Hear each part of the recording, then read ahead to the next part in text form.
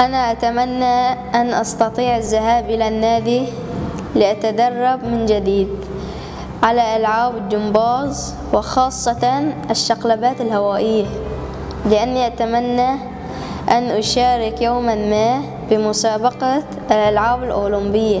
وأتمنى أيضا أن يتمكن الأطفال المحرومين من التعلم من العودة إلى المدرسة، وخاصة الذين فقدوا آباءهم. وأتمنى أن يعود للأطفال الأمن والاستقرار والعيش في سلام واطمئنان.